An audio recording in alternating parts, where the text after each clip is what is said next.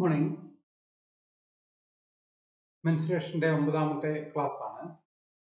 നമ്മൾ സർക്കിളിനെ പറ്റിയായിരുന്നു പറഞ്ഞുകൊണ്ടിരുന്നത്. നമുക്ക് അടുത്തൊരു ക്വസ്റ്റ്യനിലേക്ക് പോവാം. Find out the circumference if the area of a circular shape of land is 660 metre square. Circular ഷേപ്പിലുള്ള ഒരു സ്ഥലത്തിന്റെ ഏരിയ 616 മീറ്റർ സ്ക്വയർ ആണെങ്കിൽ അതിന്റെ ചുറ്റളവ് അല്ലെങ്കിൽ പെരിമീറ്റർ എത്ര ഉണ്ടായിരിക്കും? നമുക്ക് ഏരിയ തന്നിട്ടുണ്ട്. സോ ഏരിയയുടെ ഇക്വേഷനിലേക്ക് കൊടുക്കാം. ഏരിയ എന്ന് പറഞ്ഞാൽ പൈ ആർ സ്ക്വയർ ആണ്. അതിൽ നമുക്ക് എന്ത് ചെയ്യാൻ പറ്റും? റേഡിയസ് കാണാൻ പറ്റും.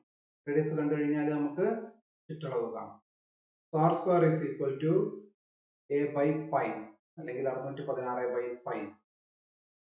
അപ്പം 22/7 കൊടുക്കുമ്പോൾ അത് തിരിഞ്ഞു മുകളിൽ പോകുമ്പോൾ 7/22 എന്നാവും. ഇത് നമ്മൾ സിംപ്ലിഫൈ ചെയ്ത് കഴിഞ്ഞാൽ r square is equal to 6 എന്ന് കിട്ടും.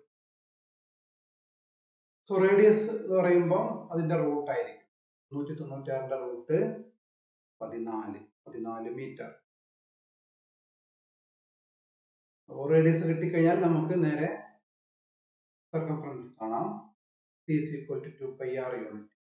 2 into 22/7 into റേഡിയസ് നമുക്ക് 14 എന്ന് കിട്ടും. ഇത് ചെയ്ത് കഴിഞ്ഞാൽ നമുക്ക് 88 എന്ന് കിട്ടും. 58 മീറ്റർ ആയിരിക്കും അതിന്റെ ചുറ്റളവ് ഉണ്ടാവുക. ഇനി അടുത്ത ക്വസ്റ്റ്യൻ നോക്കാം. Find the side of a square into which it can be bent. A wire is in the form of a circle of radius 49 centimeter. Find the side of the square. ഒരു സ്ക്വയറിന്റെ side കാണണം. Into which it can be bent. ഇത് നമുക്ക് വളച്ചു വെക്കാൻ പറ്റും. എന്ത്? A wire is in the form of a circle of radius 40. ഒരു വയർ അത് ഒരു സർക്കിളിന്റെ രൂപത്തിൽ വെച്ചതാണ്. അതിന്റെ റേഡിയസ് 49 ആണ്. ഇത് 49 റേഡിയസ് ഉള്ള ഒരു സർക്കിൾ, അങ്ങനത്തെ ഒരു വയർ. അതിനെ നമ്മൾ സ്ക്വയറിന്റെ രൂപത്തിലേക്ക് മാറ്റി കഴിഞ്ഞാൽ അതിന്റെ വശങ്ങൾ എത്ര നീളം ഉണ്ടാകും? അപ്പൊ ഇവിടെ എന്താണ്? സർക്കിളിൽ നിന്ന് നമ്മൾ സ്ക്വയറിലേക്ക് മാറ്റണം. അപ്പൊ രണ്ട് സ്ഥലത്ത് നമ്മൾ ഉപയോഗിക്കുന്ന എന്താണ്? സെയിം വയറാണ്. സെയിം വയർ ഉപയോഗിക്കുമ്പോൾ അതിന്റെ ലെങ്ത് എന്തായിരിക്കും? സെയിം ആയിരിക്കും. ലെങ്ത് മാറില്ല. അപ്പോ സർക്കിളിന്റെ ലെങ്ത് എന്ന് പറഞ്ഞാൽ എന്താണ്? അതിന്റെ സർക്കംഫറൻസ് ആണ് അല്ലെ? ഒരു കമ്പി ഇങ്ങനെ സർക്കിൾ ഷേപ്പിൽ വെക്കുക എന്ന് പറഞ്ഞു കഴിഞ്ഞാൽ അത് നിർത്തി കഴിഞ്ഞാൽ നമുക്ക് അതിന്റെ ലെങ്ത് കിട്ടും. ആ കമ്പിന്റെ ലെങ്ത് കിട്ടും. അപ്പോ കമ്പിയുടെ നീളം എന്ന് പറയുന്നത് സർക്കിളിന്റെ ചുറ്റളവ് അല്ലെങ്കിൽ സർക്കംഫറൻസ് ആണ്. അത് തന്നെയായിരിക്കും സ്ക്വയറിന്റെ പെരിമീറ്റർ ആയിട്ട് വരിക. എന്താണ്? Perimeter of the square is equal to circumference of circle. അപ്പോൾ സ്ക്വയറിന്റെ പെരിമീറ്റർ എന്നാൽ 4a ആണ്. That's equal to 2 pi r. നമ്മൾ ഇക്വേഷൻ കൊടുക്കുക 4a is equal to 2 into pi into radius 49 തന്നിട്ടുണ്ട്. So 4a is equal to 308 എന്ന് കിട്ടും. അതിൽ നിന്ന് a is equal to എന്താ വരിക? 308/4 that's equal to 77 centimetre. 77 centimetre എന്ന് നമുക്ക് അതിന്റെ ഉത്തരം കിട്ടും. അപ്പോൾ ഇത് ഒരു കൺവേർഷൻ, ഒരു രൂപത്തിൽ നിന്ന് മറ്റൊരു രൂപത്തിലേക്കുള്ള കൺവേർഷൻ ആണ്. ഇതൊക്കെ ക്വസ്റ്റ്യൻസ് സാധാരണ ചോദിക്കാറുണ്ട്. അപ്പോൾ എന്തെങ്കിലും തമ്മിൽ കണക്ട് ചെയ്യുന്ന ലിങ്ക് ഉണ്ടാവും. ഇതിലെ ലിങ്ക് എന്ന് പറഞ്ഞു കഴിഞ്ഞാൽ നമ്മൾ ഉപയോഗിക്കുന്ന സെയിം വയർ ആണ്. അതാണ് ഇതിലെ ലിങ്ക്. അപ്പോൾ അതിന്റെ നീളം മാറില്ല. ഓക്കെ. ഇനി അടുത്ത നോക്കുക. Find it's radius if the difference between the circumference and diameter of a circle is 28 centimeter. The radius കാണണം. ഇങ്ങനെ the difference between circumference and diameter is 28 centimeter.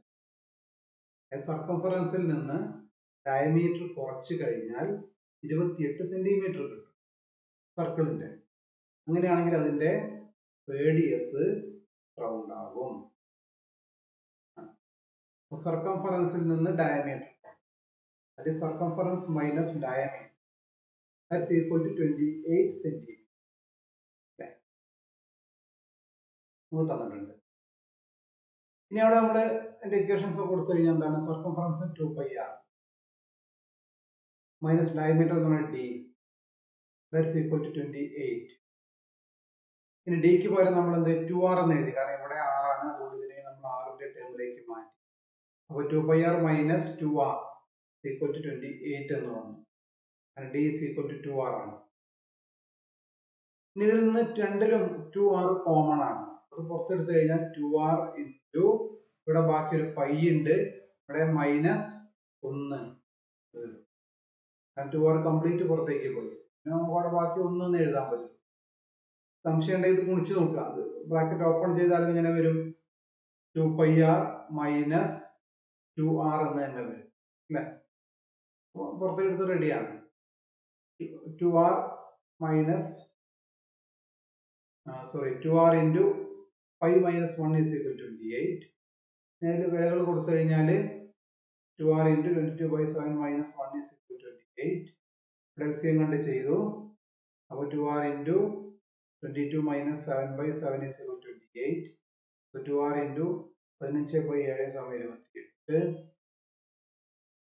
So r is equal to ഇത് വരും, ഇങ്ങോട്ട് പോകും, 28 into 7 divide by 15 into 2 ചെയ്ത് കഴിഞ്ഞാൽ നമുക്ക് 6.53 centimetre എന്ന് കിട്ടും. അതിന്റെ റേഡിയസ് 6.53 റേഡിയസ് ഉള്ള ഒരു സർക്കിൾ.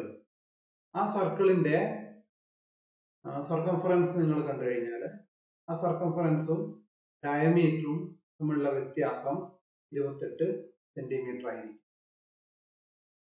ഇനി അടുത്ത ക്വസ്റ്റ്യൻ നോക്കുക.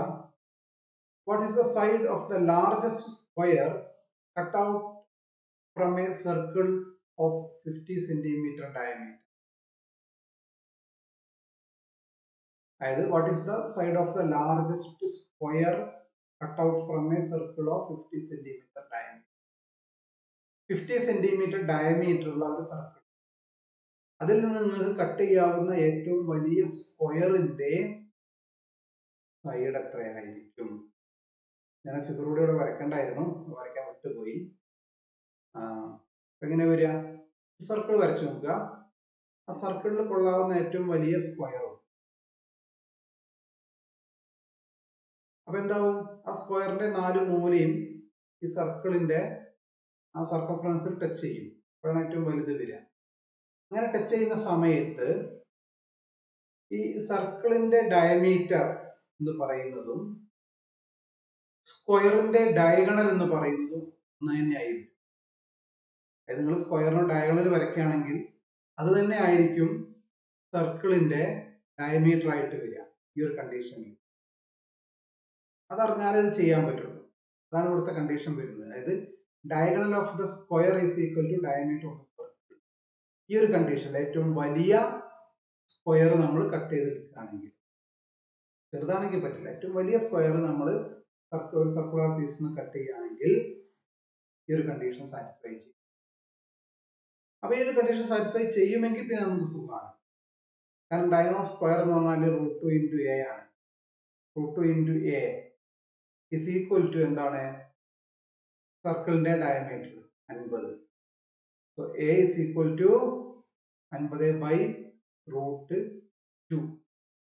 അപ്പൊ 50 divide by 1.414. That is equal to 35.36 centimetre. അപ്പൊ എന്താണ്?